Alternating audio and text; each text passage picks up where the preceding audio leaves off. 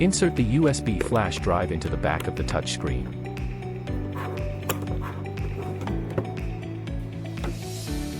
After powering on, press and hold the screen to enter the control panel.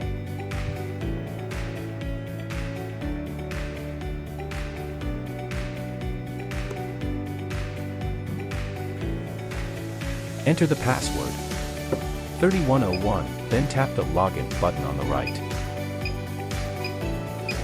After logging in, tap the Download to HMI button.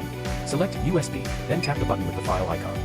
Select the file, Project 251213, then tap the Confirm button in the lower right corner. Tap Confirm. Tap Yes to download the project. Wait for the HMI to update. Once the update is complete, the system is ready for use.